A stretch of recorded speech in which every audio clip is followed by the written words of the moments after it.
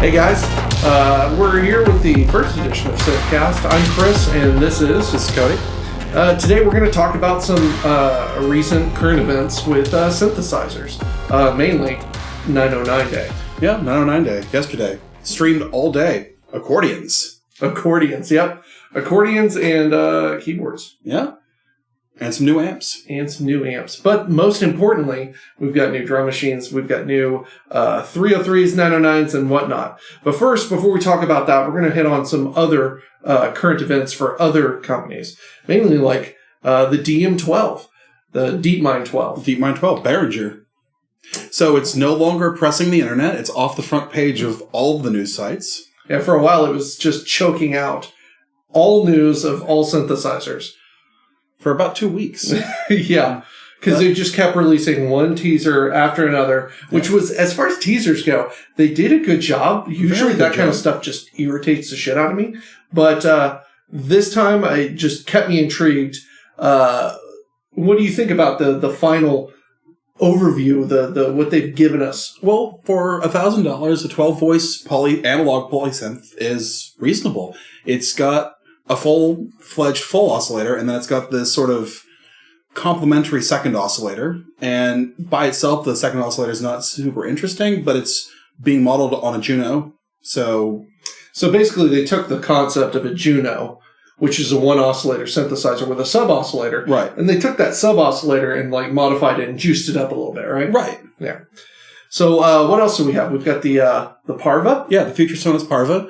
They are finally hitting the wild. The Kickstarter ones, I believe, have all been shipped, and they are now taking pre-orders for new units coming out, and they are $1,000 for 8-voice, fully analog modules, and $500 for the monophonic version. And that's a little those little white guys with the slanted knobs on it. Yeah, and the OLED screens. Oh, that's a really pretty looking synthesizer. Have you heard it? Oh yeah, there's several demos online. It sounds really nice. I haven't had a chance to listen to it yet, but I'm really interested.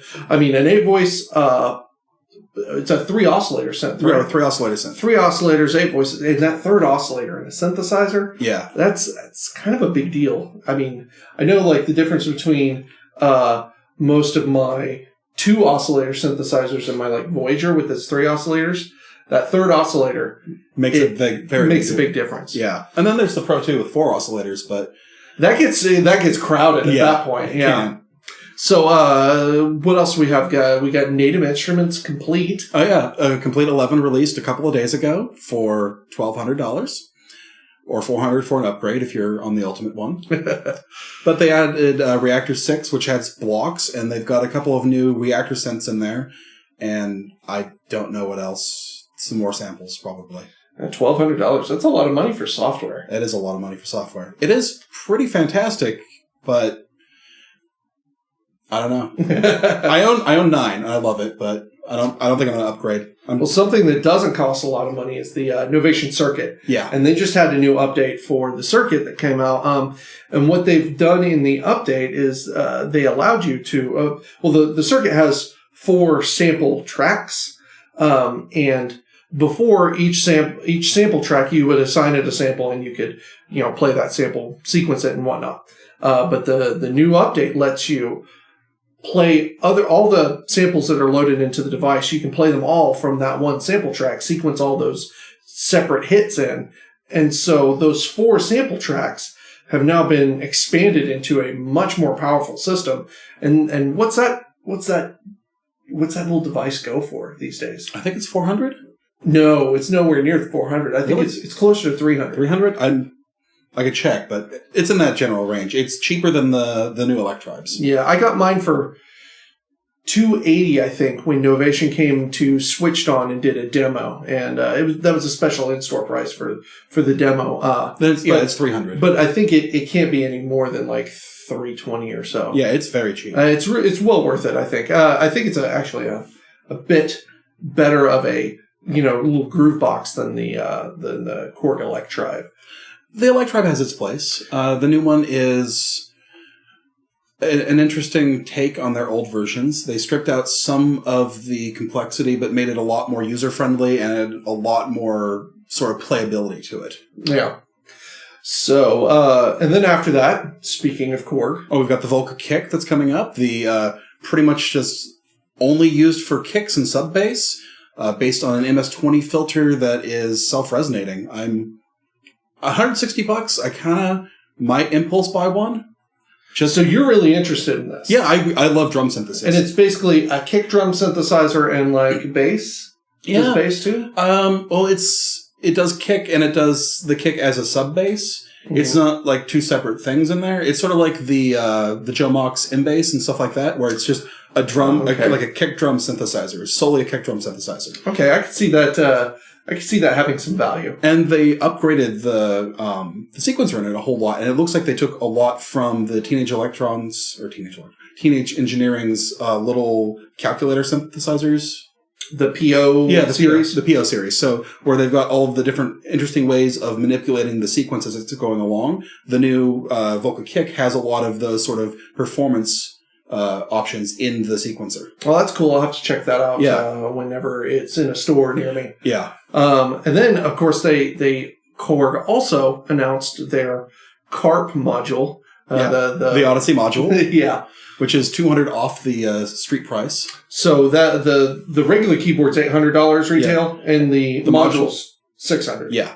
Okay, so is that a good value? Like shaving off those keys that are reputedly not that high quality? Yeah, I'm not a very good keyboard player, and I wasn't super interested in needing the keyboard, and knocking off $200 on it makes me more interested in getting one. I've already got a couple of keyboards that I like playing on, and I'm not exactly limited for space, but it didn't feel right to have another keyboard. Yeah. So, on to 909 Day. Yeah. Let's see here.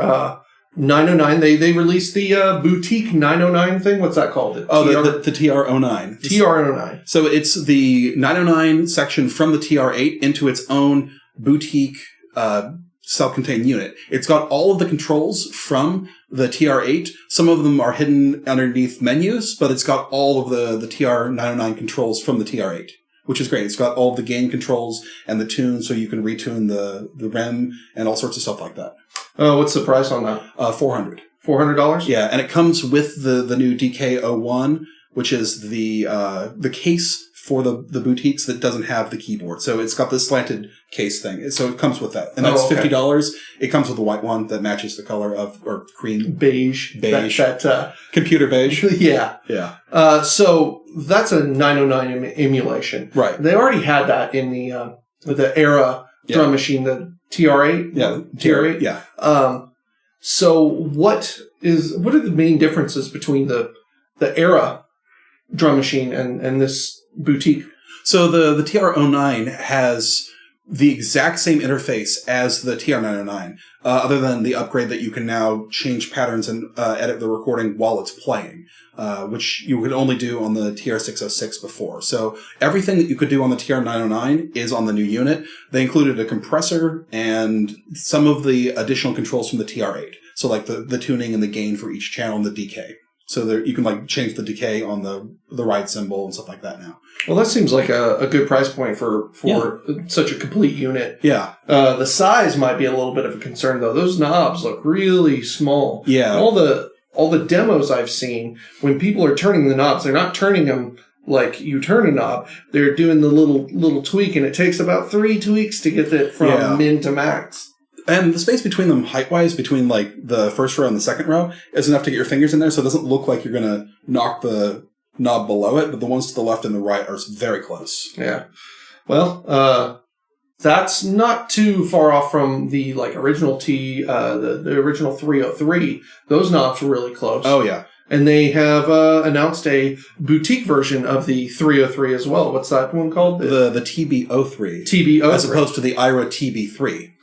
So it seems like they've got a lot of overlap from the Era series stuff and the boutique series stuff. Yeah, the boutique stuff seems to be more geared towards someone who wants the experience of the original hardware and is geared towards the layout of the original hardware and not the re-imaging that the IRA line is. Okay. So what's the boutique 303 going for? $350. $350. That seems pretty reasonable. Yeah. What are I know there's other clones of old 303s out there, like the TT303. Yeah. That one is reputedly very perfectly accurate. Perfectly accurate. There's also the Zoxbox, and then there's the whole line of old stuff from the 90s, like the Freebase and the MAM MB33 and all of those. Yeah. So as far as stuff that is like new, that you could buy new retail, the TT303 is probably it, right? Yeah. If you need analog for some reason, the TT303 is it. If you don't mind it not being analog, the TB03 is really great. And it has an overdrive control and a delay built into it. It seems like a very good value if you want a 303. A lot of that acid sound is running the old 303 through a fuzz or some sort of distortion. Yeah. So having that built in is pretty cool. Yeah. It saves you a step at least. Yeah. So what else did they announce? The VP03, which is their boutique version of the VP330 vocoder string machine. It has, I'm not entirely sure on the polyphony, the videos and have shown, it looks like 4, but the original was fully paraphonic with 49 keys. Well, all the other boutique things have all been 4-voice polyphony, so I would imagine that they would keep with that limitation. I'm not sure. I mean, it's just a string machine. There's no filters. There's no additional processing, and it's just division of the oscillator to get the additional paraphony out of it. So they might have given it the full paraphonic treatment. I don't know yet. Mm-hmm. But either way, it's a very nice sounding string machine, and it's got a voice synth in it as well, which just sounds like a 4-mant filter on a pulse wave. Yeah, it gives you that kind of Depeche Mode sound. Oh yeah, it's great. And I was actually talking to my buddy Davin about that. I was like, where do you get that sound? Like, is it only samples? Like, do I have to sample that, or is there a synth that can do it? And well, now there's a brand new product that I can do that. And then the vocoder with that is attached to the string side, and it is pretty phenomenal sounding. It's a 10-band vocoder, I believe. So the carrier for the vocoder is self-contained. Yes. And you can't pipe in one of your synths. It doesn't look like that from the hardware. I don't see a input for a carrier on the back. It might be through the USB interface, the audio interface, but not likely. Not likely. That's unfortunate because a lot of the power of a vocoder comes from the fact that you can run various synthesizers in through the carrier and then modulate that with your voice. Yeah. So that's kind of disappointing. Yeah. I mean, I've got 2 Warp Factories that I love, and I still am considering this because I love vocoders, and I don't need an analog vocoder. And this does a lot of what I like. I love the string sound. Like, I've wanted a Waldorf Strikefet, but I just can't justify it. Yeah, because what's that go for, like $350 or something? Something like that. Something like that. Okay, they also announced the System 8, which is like the upgraded version of the System 1 synthesizer. It's a 8-voice synthesizer, and it kind of is reminiscent of the JDXA. It's got the same sort of shell casing and the same look, except it's in green, reminiscent of the System 1. It's got plug-out technology, and it's got 3 plug-out slots. So, like on the System 1, you could load up the System 1 synthesizer or the plug-out, whatever you've loaded into the plug-out slot, so you would have 2 synthesizers on it. This one, you can have 4 and 8 voices. You saw the video, the demo video on that. What do you think of it? I think it sounds really great. I really love the variations that they have for the oscillators. They seem to be interesting. They give you a lot of variation in just the oscillators. So you don't even need to get towards the filter to start making interesting sounds. The plug-out for the Jupiter 8, which is all that's working at the moment, the Juno 106 plug-out is not currently available in the demo units. But the Jupiter 8 sounded great. It sounded just as good as the boutique JP08. It's supposed to be the same technology, though, right? Should be their they've circuit emulation technology. Yeah, I mean, they've done the R&D once. Why not use it? Yeah, and now you have the full 8 voices of the Jupiter. Yeah. And much more tactile controls. I know a lot of people were complaining about the very short throw on the JP08 boutique. But now that they added the control change, the CCs for the boutique line, that has made them a lot better now that you don't have to control them through SysX. Yeah, you can control them with CCs. You can automate them from Ableton, Yeah. which doesn't send out any sort of SysX. So that would be very limiting to have these little short throws. I mean, they were talking like 2 centimeters for the throw on the JP08. That's pretty small. Yeah. I have not had my hands on any of the boutiques yet. I just have not been out. I played with the boutiques over at Switched On, and at first when they announced the boutiques and I saw the JP08, I was salivating. And then I played with one, and it sounds great. It sounds convincing. Yeah. But as far as I'm concerned, most of the experience that comes along with having hardware synthesis, it has to do with the interface. You know, Right. You may as well have a plugin if you don't have a good interface. Which is the problem with the JDXA, where it's red on black, and it made it very difficult to see what you're actually doing unless you've used it as your only synth for a very long time. Yeah, unless you just know that knob does that.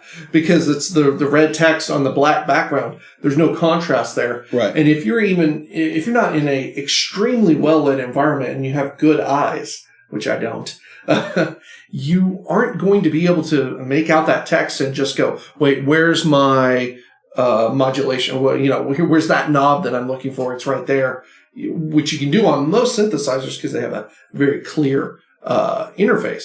And while I like garish colors, I know a lot of people are complaining about the green of the Ira series, but it's very clear. It's really clear when you're looking at it to be able to see what it is at a glance. Mm.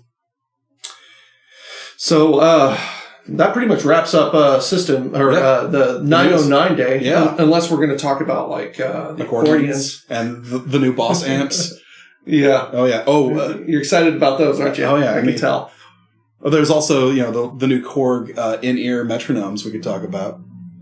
I hadn't heard about that at all. Oh, they've got like synchronized metronomes that are just in-ear clips. You put them next to each other and they sync up so that you can have like a whole band all with in-ear metronomes and they just sync up. Oh, okay. So they're kind of cool. Good for the drummer and bass player or something? Yeah. I mean, I've done freeform jazz and it would have been a lot of help. Oh, yeah. Yeah. They also have ones for dance, but I mean, I don't dance. Oh, I can see that being useful. Yeah. Yeah, I hadn't considered that. Yeah. They're kind of neat. It's cool technology. Yeah. Well, I think that's all for today as far as the SynthCast goes. If you like the content that we've provided, please hit the subscribe button, and we'll see you next time. Enjoy.